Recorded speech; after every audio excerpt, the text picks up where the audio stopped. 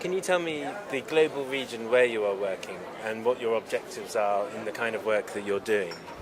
I'm based in Bangladesh, which Yeah. is in South Asia, but I also work across the least developed countries, which are 50 of the poorest countries in the world, in Africa and Asia. Yeah. So I guess Bangladesh primarily, and then the least developed countries as a group rather than a geographic group. And what is your work entail in those regions? So I have two sets of interests and activities. Within the countries, Yeah. I work on adaptation and helping the countries to figure out how to adapt to the impacts of climate change, given that they're all very vulnerable countries, they're poor countries as well. And increasingly now looking at the issue of loss and damage, which is beginning to be a reality and not just something of the future. But also in the negotiations, I advise the group of least developed countries. They're a caucus group with Yes. the chair now being Ethiopia.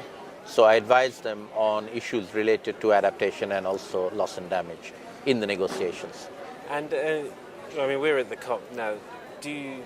Is loss and damage something that you are raising here? Absolutely. I think this COP in particular has, particularly under the presidency of Fiji, the Prime Minister of Fiji himself is the president of this COP, even though we're in Bonn, Yes. physically hosted by Germany. And he has raised this issue because for the island nations, loss and damage is actually an existential threat for some of them. Yes. And they've been raising this issue for a long time. And I think what is particular about this year is that in 2017, we have, I think, passed the tipping point in terms of attributability of events, weather-related events around the world, to human-induced climate change. So if we take the hurricane season in the United States, in the Caribbean, they call it hurricane season. They have them every year, but they've never had 4 successive Category 5 storms causing $300 billion worth of loss and damage. Yes. South Asia, in the Ganges River, we have river flooding every year in the monsoon. But this year we've had a 1 in 100-year flood. And this is unprecedented. So we've now, I think, tipped over into seeing human-induced climate change causing additional loss and damage over normal weather events. Do you get pushback from say countries like us in Europe when you start raising the loss and damage? Well, we used to get pushback. We resolved in COP19 something called the Warsaw International Mechanism on Loss and Damage. So they agreed to talk about it. It's a mechanism. It has an executive committee. It has a 5-year work program.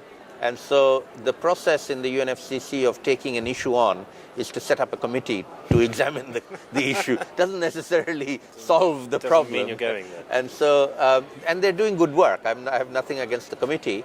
And so the particular issue in this COP is the committee has produced a 5-year work program, which we are going to adopt here.